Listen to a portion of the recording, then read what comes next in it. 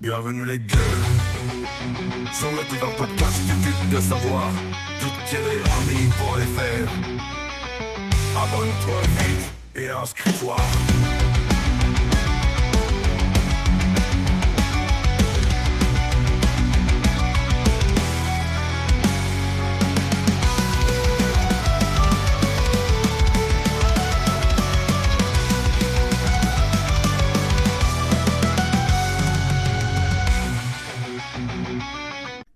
Et bonjour tout le monde, nous voilà pour le podcast numéro 358 avec comme titre « L'imagerie médicale, faut-il se ruer dessus ?» Sous-entendu, à la moindre douleur, doit-on immédiatement solliciter nos médecins. Alors en plus, maintenant, ils vont devoir bosser tous au fin fond de la Creuse, donc ça va être un peu long d'aller les voir.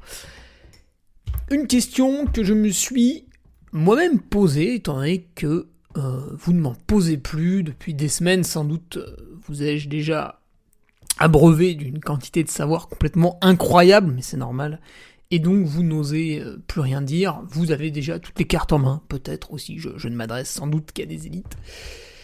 Pour les questions, n'hésitez pas à me les envoyer sur mon site internet dans l'onglet « Contact ». Enfin, si vous tombez sur ce podcast et que vous vous dites, putain, qu'est-ce que c'est que ça, le mec, il y a une photo avec un chapeau bizarre, Duke Connection, qu'est-ce que c'est, il va me vendre quoi, lui? Donc, si vous ne me connaissez pas, vous êtes sur le premier podcast de running, lancé en 2018, par quelqu'un qui pratique l'ultra-trail depuis 2014, donc une certaine expérience, là, niveau conneries, on en a fait.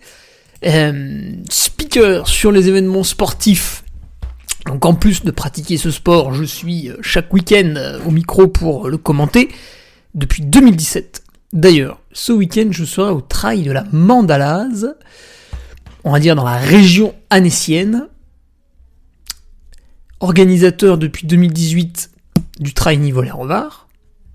Organisation que j'ai reprise puisqu'il existe depuis 2003.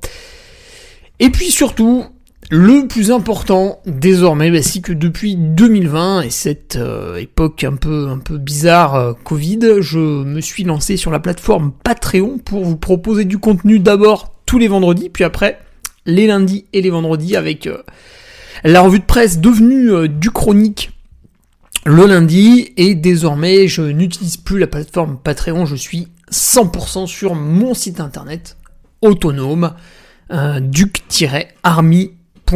Qu'est-ce qu'on y propose dessus ? Toujours l'article du vendredi. D'ailleurs, ce vendredi, nous allons débriefer avec Stéphane Brognard du Chianti. D'un point de vue mental, c'était assez intéressant, puisque pour celles et ceux qui avaient écouté lors de la préparation du Chianti, l'intégralité est sur mon site internet, eh bien, le pilote est resté dans le véhicule, mais pas que, de temps en temps, il a ouvert un peu la porte. Donc voilà, on va revenir là-dessus. Tous les lundis, nous avons la Duchronique avec un très très beau document qu'on pourrait qualifier une gazette, quoi, une chronique, une gazette du sport, tous les lundis, qui raconte les résultats trail. C'était encore pas trop mal, on n'avait pas de grosses compétitions internationales le week-end dernier, mais nous avions beaucoup de trailers élites, ceux qui vous pensez parfois même qu'ils sont professionnels. Ouais, c'est ça, déjà, s'ils ont le SMIC, c'est pas mal pour certains. Eh bien, nous avons pas mal de résultats intéressants quand même, c'est vrai. Et l'audio, puisqu'il y a un audio aussi le lundi, étant donné que j'interviewe chaque lundi quelqu'un. La semaine dernière, c'était Baptiste Petitjean. Petitjean qui a quand même à son palmarès un top 10 à la CCC, un podium au 90 du Mont Blanc, et là on l'avait épinglé la semaine dernière pour son podium à Tenerife. Et cette semaine, écoutez, c'est Nicolas Martin, le sage Nicolas Martin, qui s'est collé à l'effort du marathon, voilà, avec une certaine réussite compte tenu de son potentiel. Et c'est ça qu'on a un petit peu débriefé ensemble ce lundi. Pardon, en audio. Et puis après sur mon site internet pour nos adhérents, nos patriotes, nos soldats. Nous avons le calendrier interactif où vous pouvez inscrire vos compétitions ou rejoindre celles qui existent déjà afin que je traite de vos résultats dans la chronique. Et puis comme ça, quand je me déplace sur une course, je vois aussi s'il y a des patriotes présents ou non. La carte pour se placer sur la France ou les pays étrangers, puisque quelques expatriés sont bien entendu du fait de leur richesse, étant donné que ils n'ont pas besoin de donner 70% de leurs revenus à Emmanuel Macron pour qu'il fasse n'importe quoi avec. Ils peuvent nous financer. Donc sur la carte, c'est vrai que des fois je m'amuse à regarder un petit peu qui est un peu loin. Et puis pour discuter entre vous, celles et ceux qui ont un petit peu de temps libre, c'est vrai. Osons l'avouer. Le Discord, le forum, je parlerai pas du groupe WhatsApp parce que c'est démesuré. Et les codes promo auprès de mes partenaires, entre 10 et 30% aussi pour nos chers abonnés, bien sûr, qu'on chouchoute, qu'on cajole.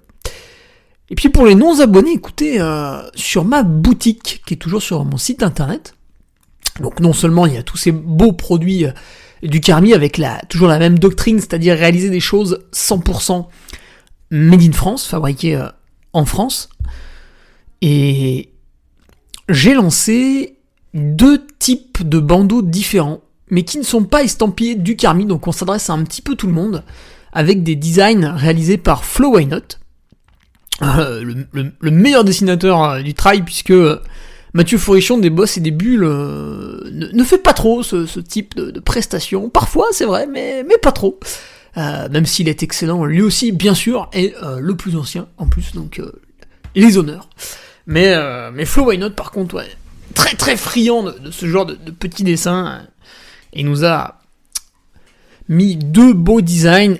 L'occasion également de rappeler que 3% du chiffre d'affaires de mon site de e-commerce est reversé à l'association Volcanimo. On s'amusera en fin d'année à faire un très joli chèque, très belle donation.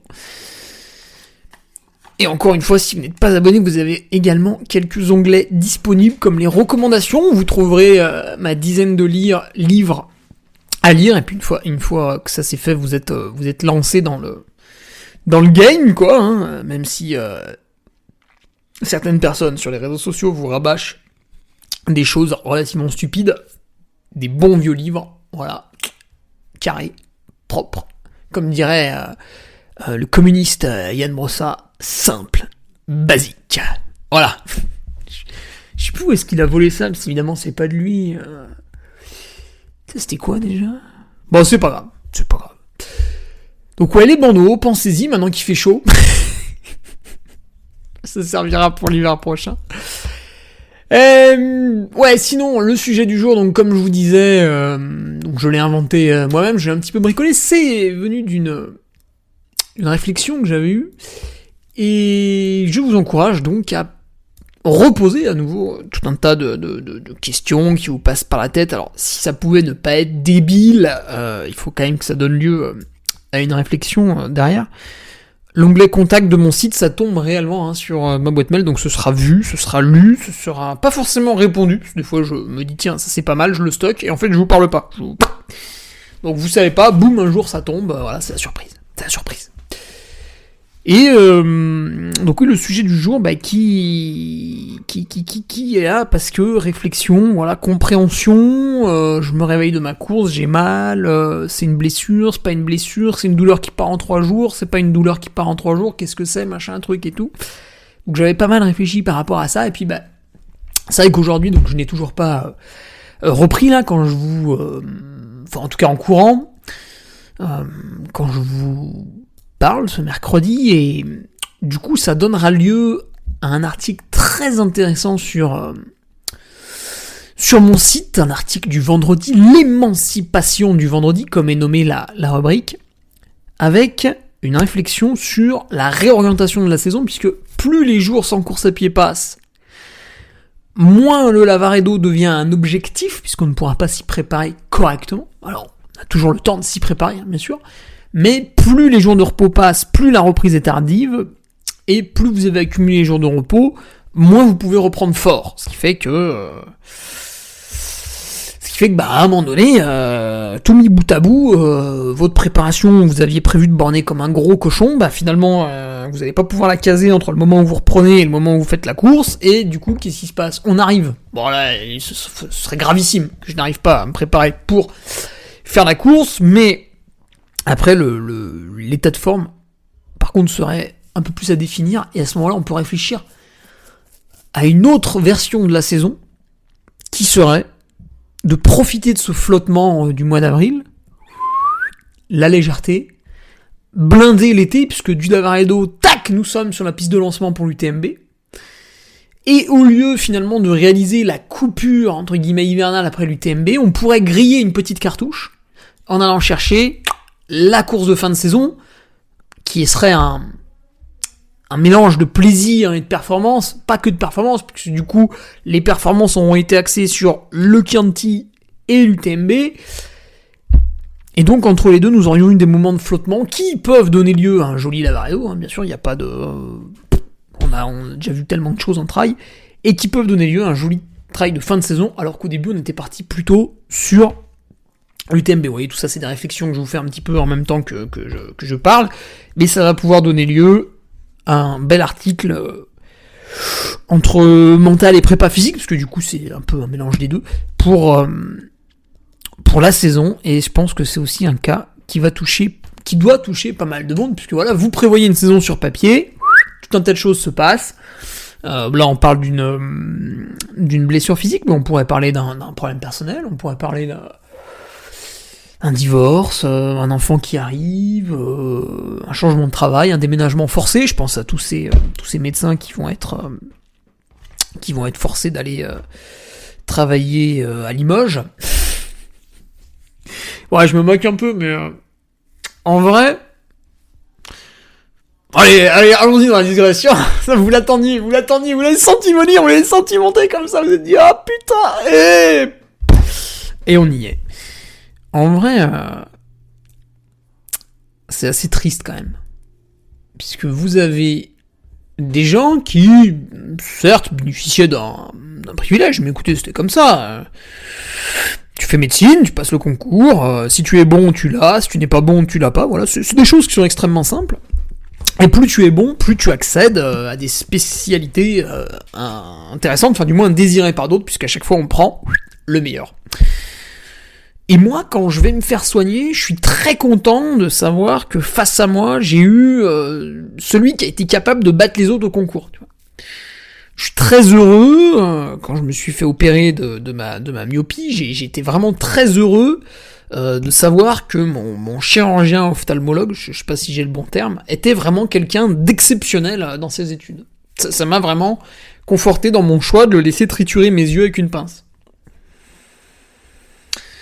Donc, que je dois faire 10 minutes de voiture ou 1h30, finalement, comme quelqu'un allait mettre des pics dans ma rétine, je me suis dit que ce n'était pas très grave. Tant que lui était heureux et compétent dans son travail. Donc là, vous allez en forcer certains à aller dans un endroit qu'ils veulent pas. Je suis pas sûr que ce soit très intelligent. Et c'est comme d'hab, les gens, vous leur dites, ouais, ça pollue, faut plus faire ça les fait chier. Au lieu de dire, tiens, t'es venu au travail en vélo, t'avais 10 km, moi je te paye 50 centimes le kilomètre, et puis en fin d'année, t'auras un joli chèque. Voilà, là c'est vertueux, il y en a qui se disent, putain, c'est sympa, cet argent en plus, ça m'intéresse de le gagner, hop, je vis en vélo. Et là non, contrainte marche pas. Et puis vous avez, bien sûr, les enseignants qui, eux qui se font vraiment baiser, depuis très longtemps, ils prennent. Ils prennent. Puisque enseignant, vous êtes fonctionnaire, donc c'est l'État qui vous place, et vous devez, forcément, il vous place où l'État, au début, il vous place là où c'est un peu dur. Voilà, par exemple, vous passez le concours pour être prof au collège, par exemple, vous n'allez pas aller dans un collège à Annecy. Vous allez aller dans un collège qui est dans la région parisienne, avec un public, éventuellement, je mets des guillemets, un peu difficile. Et vous allez y rester un certain nombre d'années. Alors après, vous allez sans doute contourner un petit peu ça, en vous paxant avec le premier humain venu, homme, femme, peu importe. L'intérêt étant surtout de faire un bras d'honneur à l'État français pour revenir dans votre académie de cœur. Mais là encore, le choix de la ville, etc. ne vous appartient pas forcément. Bref. Ça c'est connu, voilà, pour les enseignants, et du coup ils tirent un peu sur le médecin en disant « Ouais, bah putain, nous on le fait, pourquoi pas toi ?» Oui, d'accord, mais c'est une réflexion de débile mental, je vais vous expliquer pourquoi. Vous avez des gens qui ont un train de vie relativement agréable et privilégié. Au lieu de vous dire « Qu'est-ce qu'il faut que je fasse pour obtenir ce train de vie relativement agréable et privilégié ?» les gens se disent « Putain, quel salaud, il en profite, vite, il faut que je le ramène avec moi les deux pieds dans la merde. » C'est une pensée débile.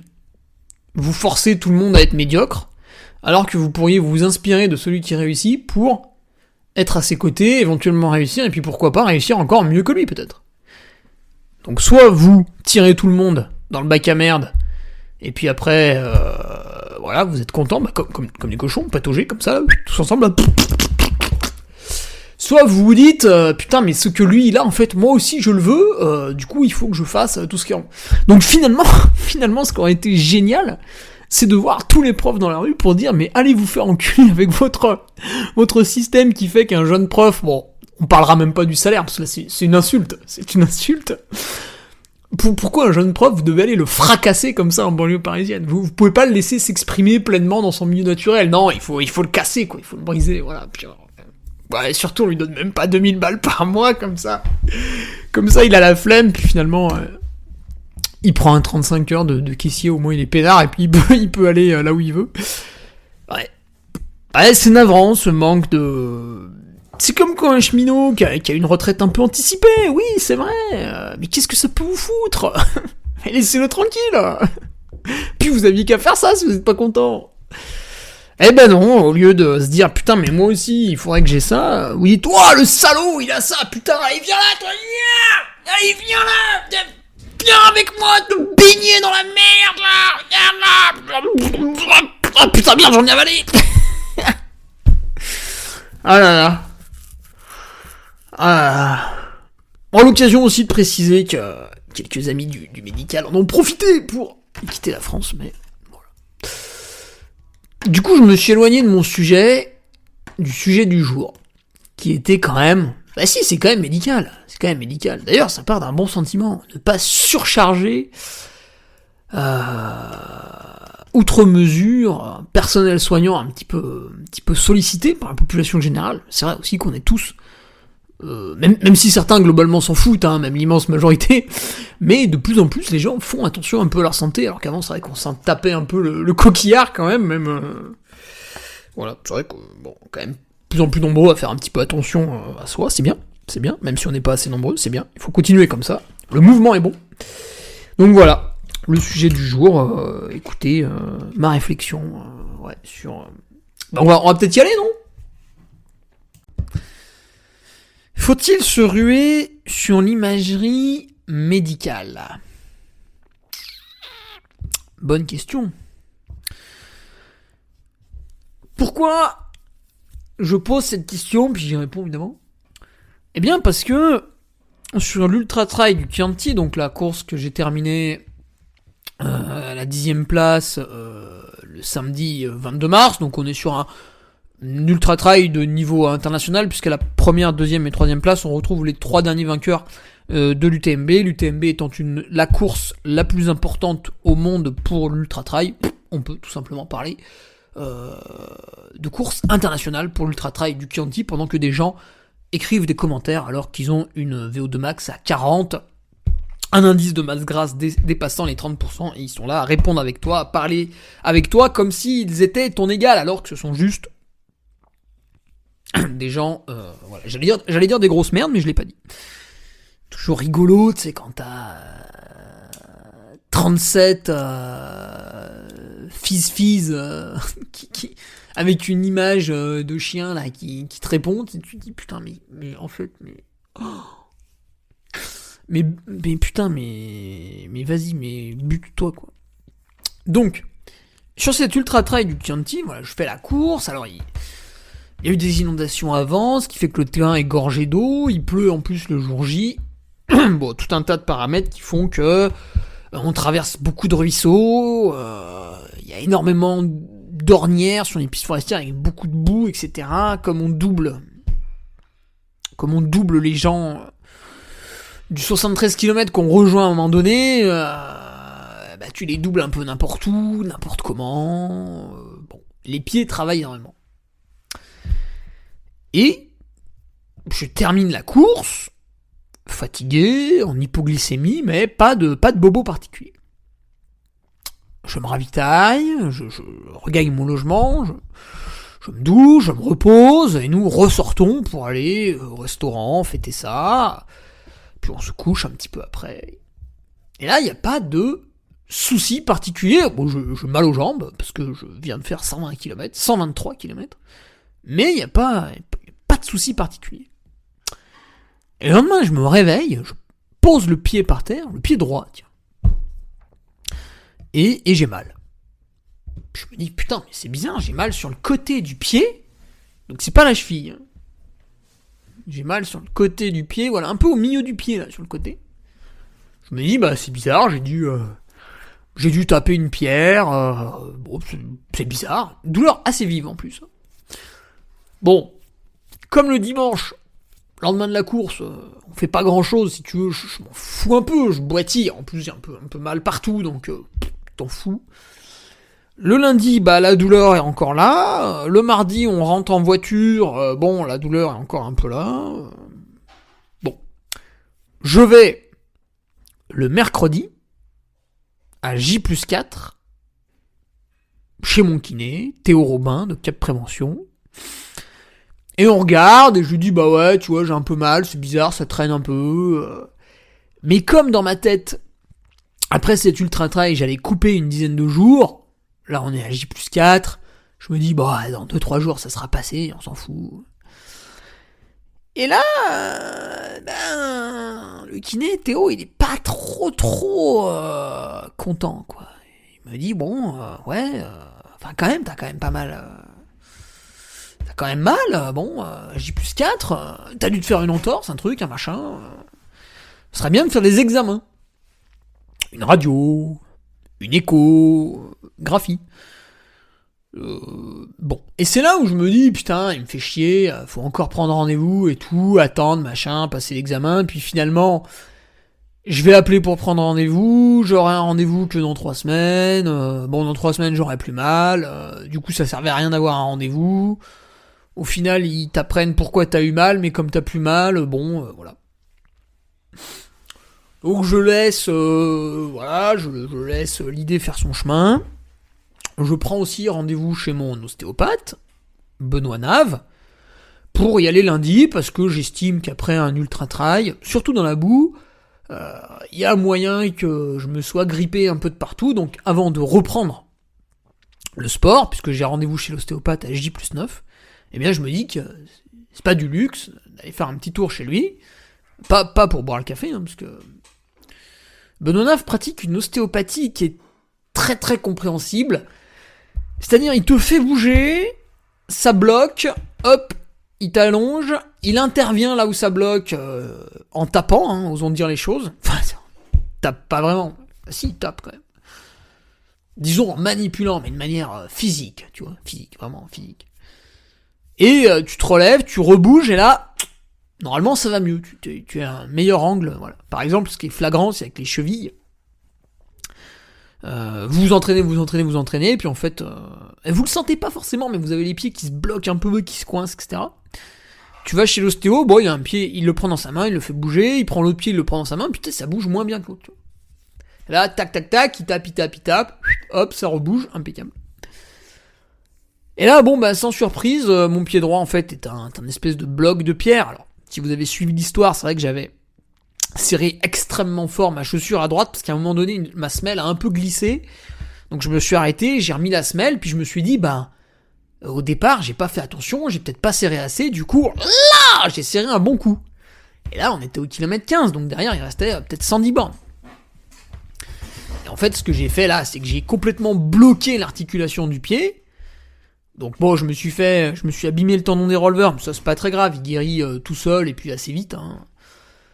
Mais en bloquant l'articulation du pied, derrière le truc il bougeait pas vraiment, je tapais un peu sur une pierre pendant 110 bornes, et donc je me suis fait cette espèce d'entorse bizarre. Pour l'instant, pas de... Et en voyant l'ostéo, il me remet d'aplomb. Et putain, juste après, j'ai plus mal, quoi. Je remarche et tout, nickel. Alors je me dis, c'est bon, c'est royal.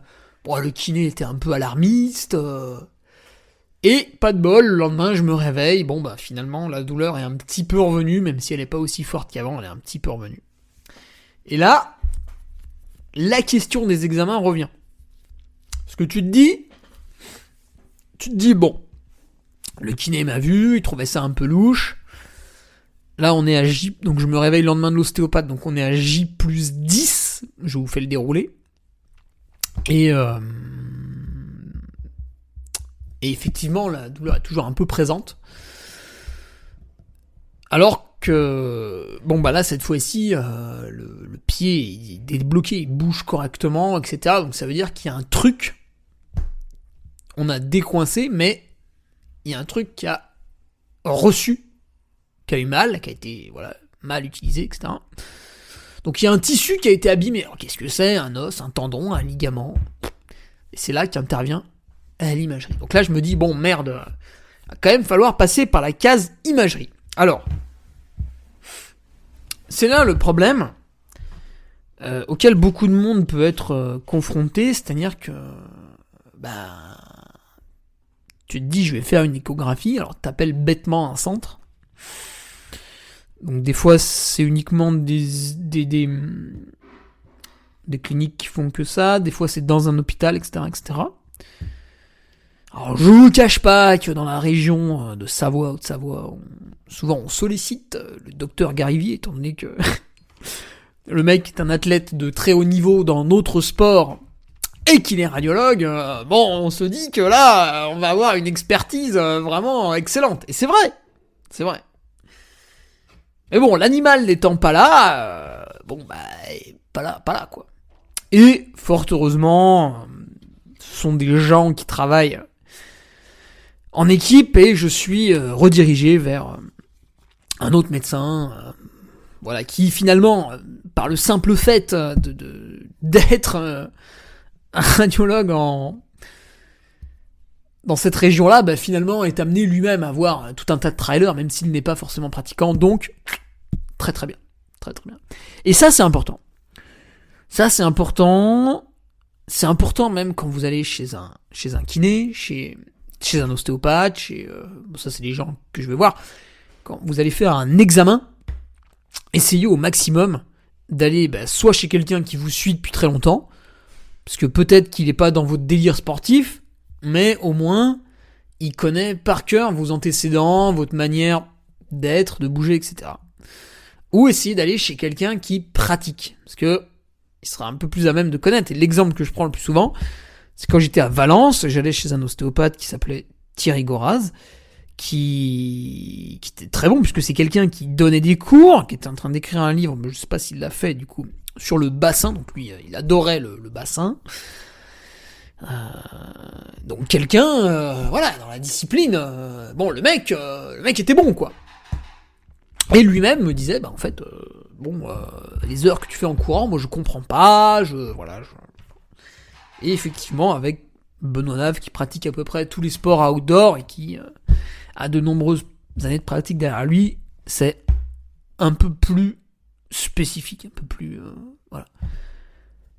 C'est comme quand vous prenez un coach, si le mec court pas... alors vous allez me dire, oui, mais il a peut-être toutes les connaissances théoriques. Ouais, mais où sont les connaissances pratiques ? C'est bien la théorie, donc c'est quoi les connaissances théoriques ? Les connaissances théoriques en France, c'est... je dois apprendre tout un tas de choses pour répondre aux questions d'un examen.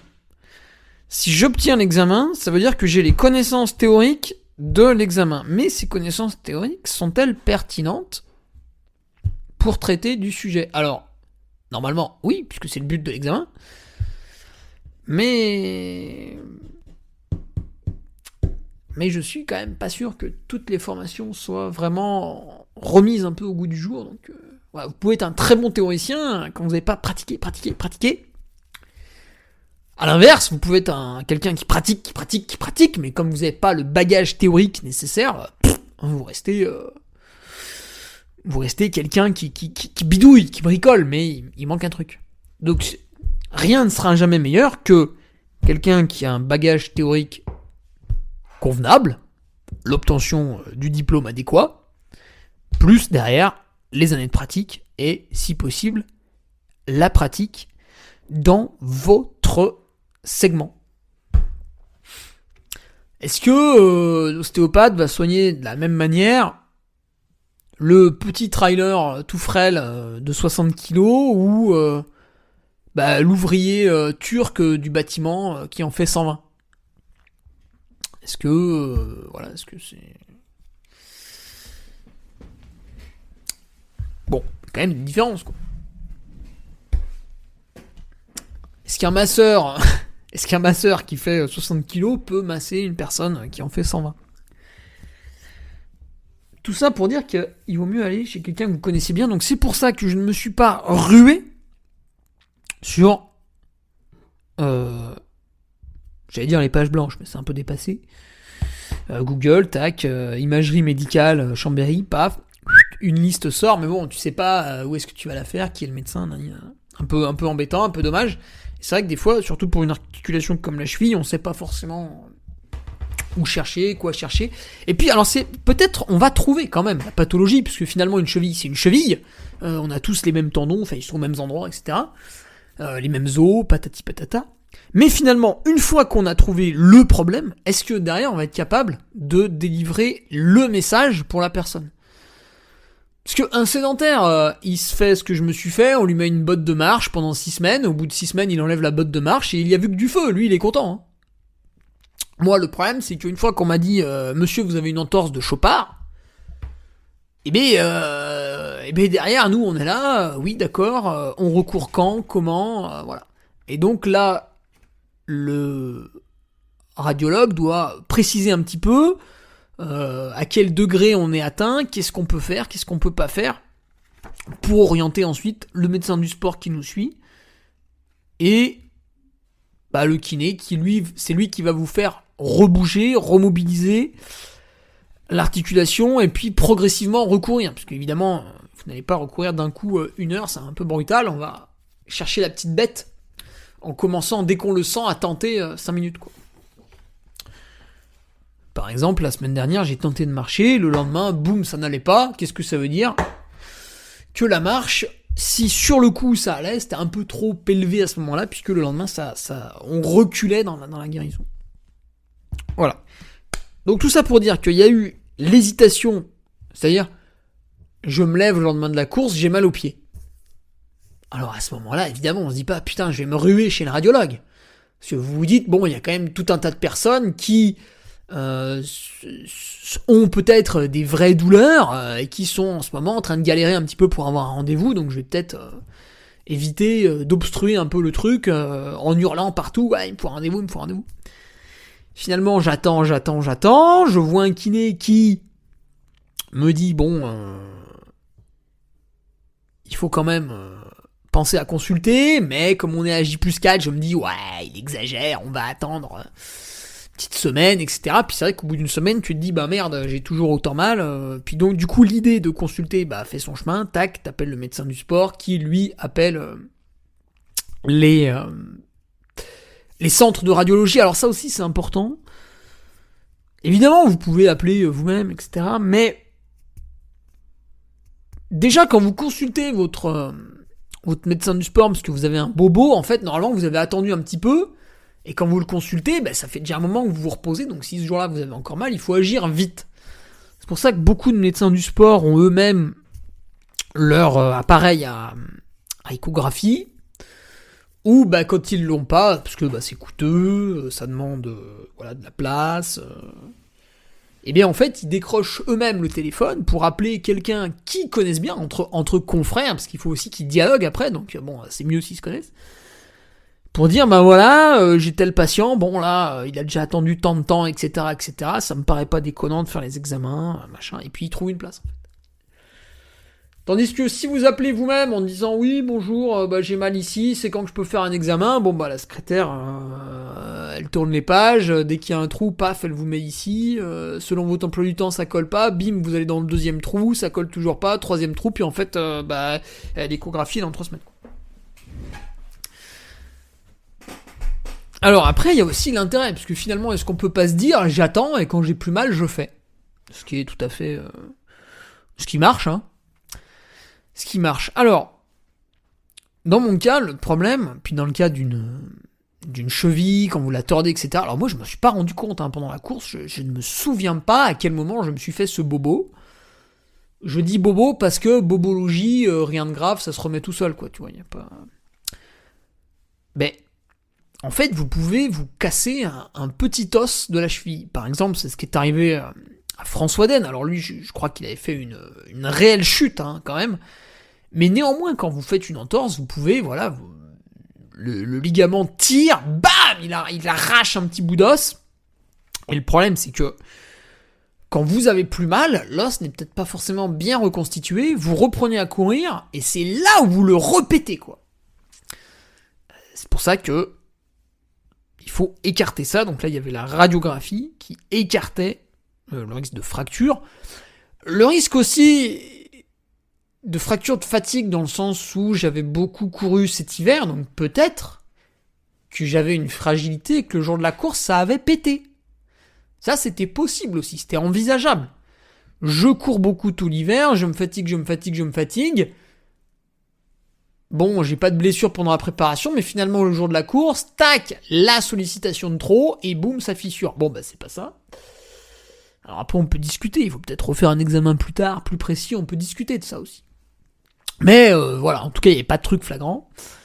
Et l'échographie, c'est pour regarder, quel ligament a pété ou pas, quel tendon a été abîmé, etc., etc. Donc je vous livre le compte rendu, donc sur la radiographie, il n'y a pas de problème, et sur l'échographie, tac. Donc légère distension du ligament calcanéo-fibulaire avec défaut de relevage des tendons fibulaires lors de la flexion dorsale. Donc ça, c'est votre tendon qui tourne autour de la cheville et qui vient se fixer là, un peu dessous au milieu du pied. Donc distension, c'est que ça a tiré. Donc vous avez tordu, ça a tiré. Forcément, il est allé dans l'angle. Il s'est étiré le plus possible. Puis après, il a repris sa place initiale. Mais en s'étirant, vous lui avez fait mal. Le ligament tibio-fibulaire antéro-inférieur et les ligaments du compartiment médial sont corrects. Ah oui, bon, on s'en fout.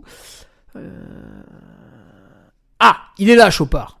Léger épaississement capsulo-ligamentaire au niveau du chopard latéral. Donc en fait, il part de l'extérieur droit de votre pied jusqu'à l'intérieur gauche de votre pied, par-dessus le pied.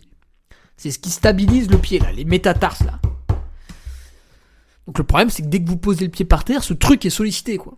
Alors que la cheville, quand vous êtes plus haut, vraiment au niveau de la malléole, des fois, vous posez le pied, vous déroulez un peu, puis bon, ça va, si vous tirez pas trop, si vous n'êtes pas en train de descendre en courant l'échappée belle, ça va. C'est pour ça que souvent, un torse de cheville, paf, on va sur le vélo, puis hormis le moment où on clipse et déclipse, il n'y a pas d'autre souci, quoi. Et là, si. Là, dès que vous posez le pied par terre, douleur. S'accompagnant d'une discrète douleur à l'écho-palpation, donc là, c'est facile, il appuie dessus, j'ai fait « Ah !» et voilà, voilà la conclusion. Voilà, donc c'est pas grave. Mais ça peut être un peu long. Voilà. Ça j'aime beaucoup. Quand le mec te dit, mais ça c'est pas grave, ça va être vite résolu, là, d'ici 2-3 semaines. Toi t'es là, tu fais, putain, mais on est à J+12 là. Attends, 2-3 semaines. Attends, J+... J+26 à minima là. Quoi? mais c'est comme ça. Et donc, c'est très simple, pour guérir de ça, il faut utiliser le moins possible son pied, tout ce qui ne fait pas mal, vous le faites, et dès que vous avez mal, vous revenez en arrière, ça c'est pour le côté guérison. Mais pour revenir à la question, faut-il se ruer sur l'imagerie médicale ? Dans un premier temps, si vous êtes comme moi, vous dites, c'est pas la peine et tout, je vais pas embouteiller les rendez-vous médicaux, il y a suffisamment de gens qui attendent de se faire soigner, on va laisser tranquille. Et dès que ça dure, c'est là où il faut déclencher le truc, parce que ça devient peut-être un peu anormal, et le problème c'est que vous pouvez être confronté à la prise de rendez-vous tardive, c'est-à-dire, vous venez de vous faire mal, vous vous dites « Oh, j'attends que ça passe », une semaine après, vous vous dites « Putain, en fait, c'est pas du tout passé, donc je vais quand même peut-être faire des examens », et là, bim, vous prenez les trucs dans les dents pour plus tard. Donc il faut être capable de s'entourer de gens qui vont pouvoir vous prendre rapidement. Ce qui n'est pas forcément facile. Et en fait, ça va dépendre beaucoup de vous. Puisque vous avez pas mal de médecins qui acceptent de démarrer plus tôt ou de finir plus tard leur journée de travail. Parce que ils sont comme tout le monde. Au bout d'un moment, t'as le côté hors sup, quoi. Le côté, je travaille plus, je gagne plus. Alors, étant donné qu'il y a plus de taxes, souvent on se dit, j'en ai pas besoin. Parce qu'en fait, pour gagner 10 euros, je vais en rendre 8 à l'État, donc peut-être redescendre d'un cran. Mais, c'est à vous de faire le job aussi pour, au niveau de votre emploi du temps, être flexible. Donc ça peut être votre travail, peut-être toujours vous garder 1 ou 2 jours de congé sous le coude, que vous pouvez dégainer comme ça au fur et à mesure de l'année quand vous avez une urgence médicale. Après, je sais que certains peuvent s'absenter plus facilement que d'autres du travail, sans forcément dégainer le petit RTT.